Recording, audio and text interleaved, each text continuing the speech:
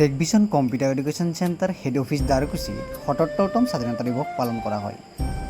৩০জনৰো অধিক ছাত্ৰ ছাত্ৰীৰ লগতে উপস্থিত থাকে আদৰ্শ শিশু নিকেতন দ্বাৰকুছিৰ মাননীয় প্ৰধান শিক্ষক অনুপম দাস আৰু লগতে উপস্থিত থাকে টেকভিশন কম্পিউটাৰ এডুকেশ্যন চেণ্টাৰৰ সঞ্চালক প্ৰধান প্ৰীতম ঘোষ আৰু টেকভিশন কম্পিউটাৰ এডুকেশ্যন চেণ্টাৰ প্ৰতিষ্ঠাপক অৰূপ মৈত্ৰ আৰু বহুকেইজন ব্যক্তি।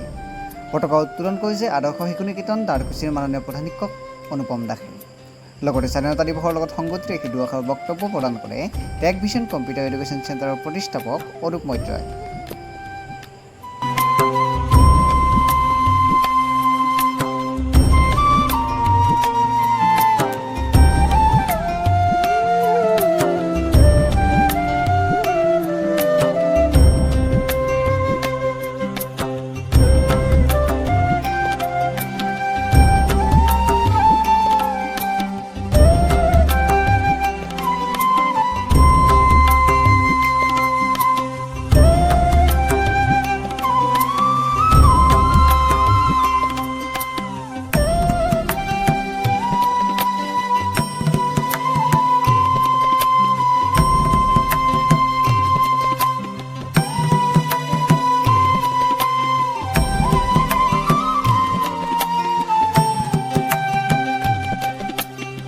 পোনপ্ৰথমে মই অৰূপ টেকভিশন কম্পিউটাৰ এডুকেশ্যন চেণ্টাৰৰ তৰফৰ পৰা সকলোকে ৭৭নং স্বাধীনতা দিৱসৰ আন্তৰিক শুভেচ্ছা জ্ঞাপন কৰিলোঁ।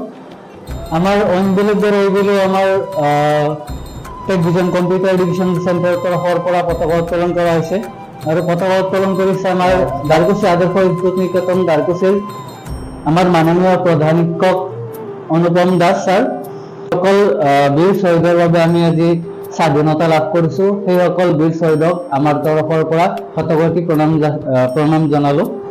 আৰু লগতে আমি এটা কথা ক'ব বিচাৰোঁ, আমিতো সকলোৱে নিজৰ নিজৰ ঘৰত আছোঁ, বাট যিসকল সৈনিক আমাৰ দেশৰ ৰক্ষাৰ বাবে নিজৰ ঘৰ মা দেউতা পৰিয়াল এৰি পেলাই আমাৰ সীমাত আমাৰ ৰক্ষাৰ কাৰণে নিজৰ প্ৰাণৰো চিন্তা নকৰাকৈ যিসকল সৈনিক আমাৰ সীমাত ৰখি আছে, তেওঁসকল বীৰ জৱানক আমাৰ তৰফৰ পৰা চেলিউট থাকিল।